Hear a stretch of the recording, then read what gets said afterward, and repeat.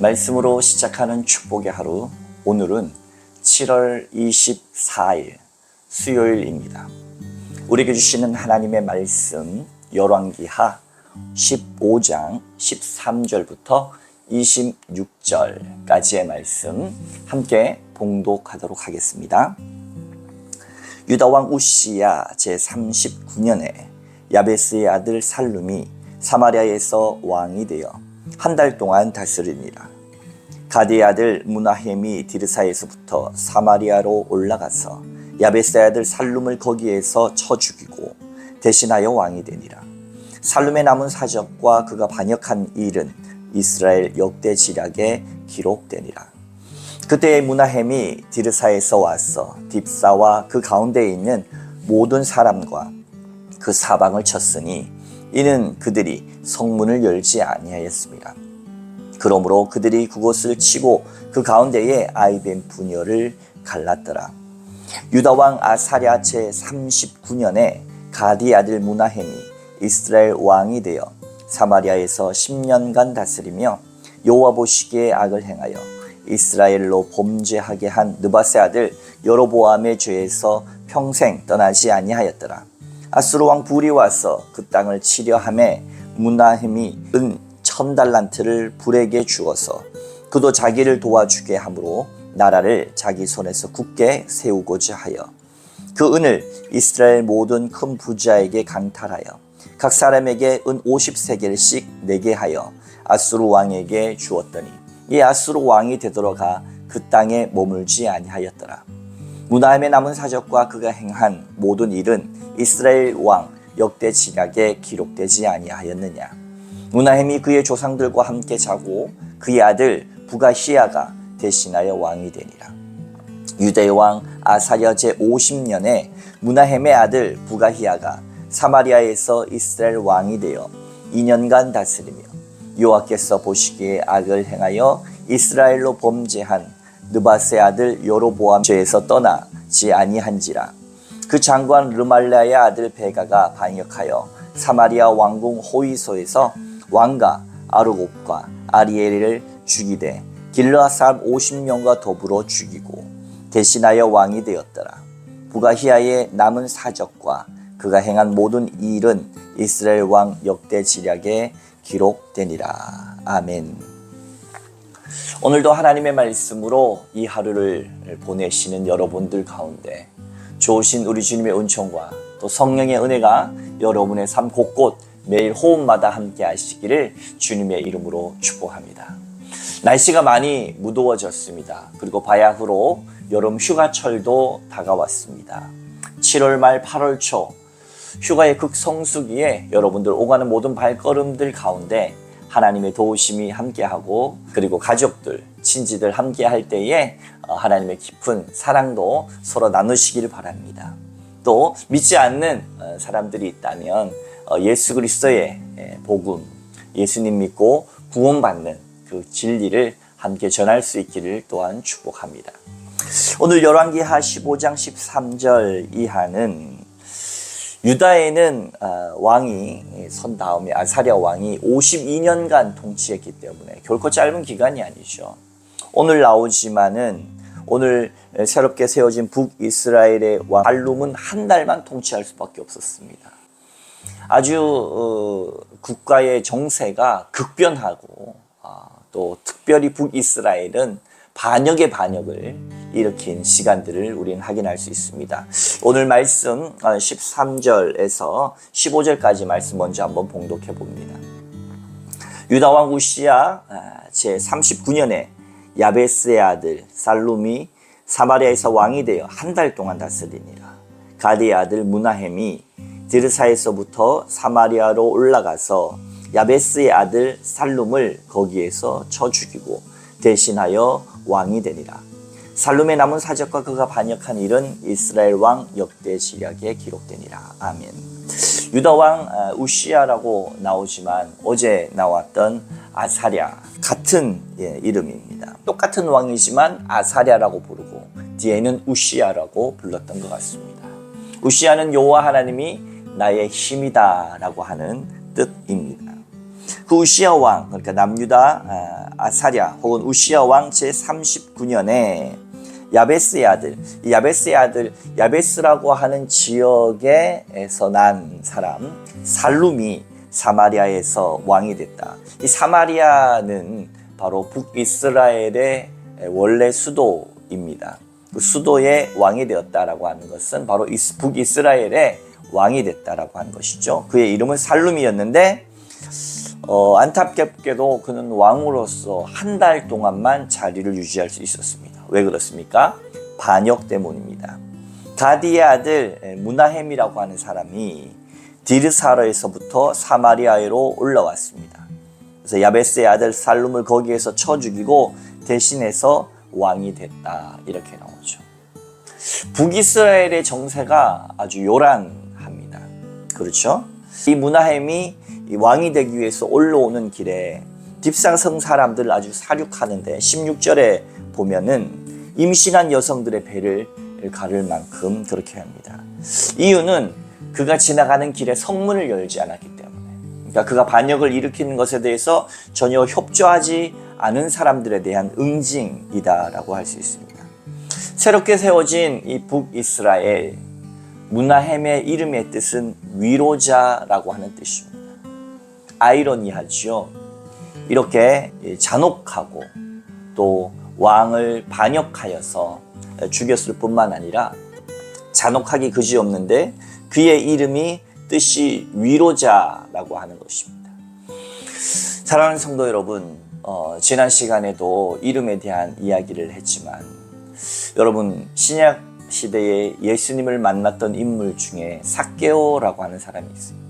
자카이라고도 불리는데 이 삭개오의 이 자카이의 원래 뜻은 바로 정결입니다. 정결. 그리고 다르게 말하면 순수입니다. 정결하고 순수함. 우리 교회도 장로님 성함분의 분 중에 한 분이 유순수 장로님이라고 계시죠. 어떻게 보면 한국식 삭개오입니다. 그는 원래는 로마 치하 아래에서 세리로서 이스라엘 사람들의 세금을 받아서 고혈을 빨아 로마에 충성하던 사람이었죠. 그러나 그는 그러한 일을 하면서 조금 먹고 살기는 됐는지 모르지만 그의 마음 가운데 굉장한 공허함이 있었습니다. 근데 예수님이 그곳을 지나가신다, 삭개오가 사는 동네를 지나가신다고 하는 말에 그분을 보려고 뽕나무 위에 올라가죠. 그러고 나서 딱 아래를 바라보는데 예수님이 먼 발치에서만 지나보고 싶어서 그분의 이름과 그분의 기적과 그분의 명성을 익히 들어서 저분은 어떤 분이길래 혹시 내 마음의 이 공허함을 채워줄 수 있지 않을까라고 하는 마음으로 지켜보는데, 이게 웬일입니까?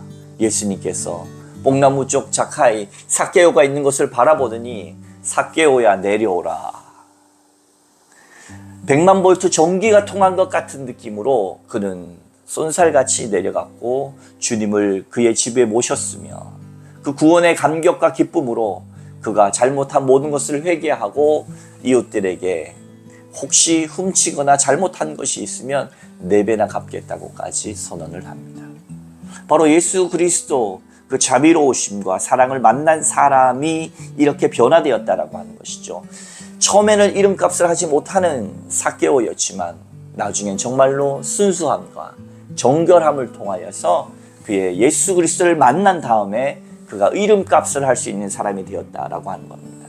그러나 오늘의 여기 나오는 무나헴이 위로자이지만 결코 위로자가 되지 못했던 이유, 하나님 앞에 바로 서지 못했기 때문입니다.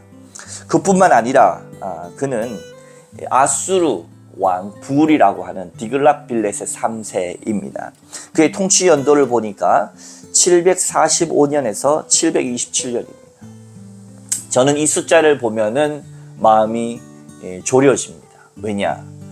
디글랏빌렛의 이 아수르의 왕의 마지막 통치 연도가 727년인데 이제 몇 년 뒤, 한 5년만 지나가면 북이스라엘은 멸망한 때가 오기 때문입니다. 이스라엘 역사에서 결코 잊을 수 없는 북이스라엘 멸망의 날, BC 722년이 다가오고 있다라고 하는 겁니다. 잠시 생명을 연장합니다.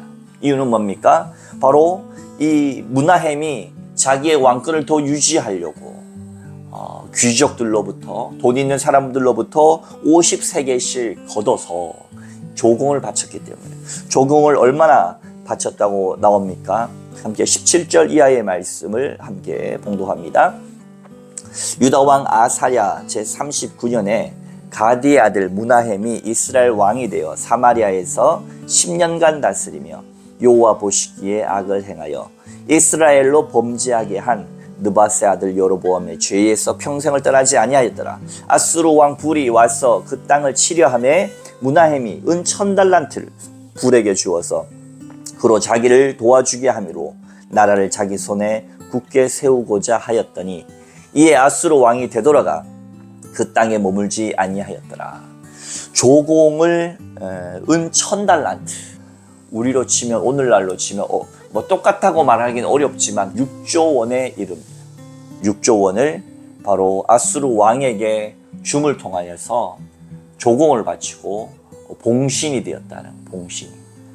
그를 섬기는 국가가 되었기 때문에 그나마 생명을 연장할 수 있었지만, 아까 전에 말씀드린 대로 이제 얼마 지나지 않아서 느밧의 아들 여로보암의 죄, 자신의 삶을 하나님께 의지하기보다는 자기 마음대로 산 죄가 이제 곧 멸망을 당합니다. 왕들은 계속해서 바뀝니다. 이 므나헴도 얼마 지나지 않아서 부가히야가 왕권을 이어받아 2년간 통치했고, 부가히야 또한 그의 밑에 있던 장관의 아들 베가가 반역하여서 왕이 됩니다.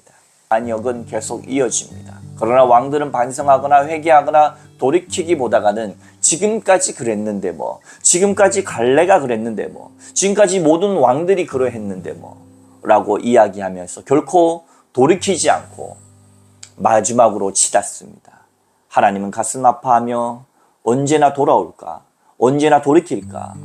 예수 그리스도를 만난 삭개오가 그의 이름을 회복했듯이 언제나 이스라엘은 그의 이름을 회복할까?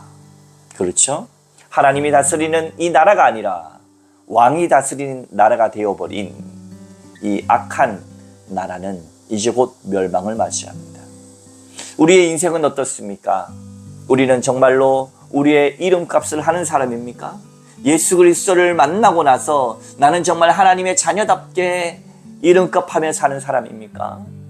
사랑하는 성도 여러분, 끝으로 치닫지 말고 어서 돌아오고 돌이켜서 주님의 마음을 시원케 해드리는 이 무더운 여름 날씨 가운데 하나님의 마음을 시원케 해드리는 여러분들 다 되시기를 주님의 이름으로 축원합니다.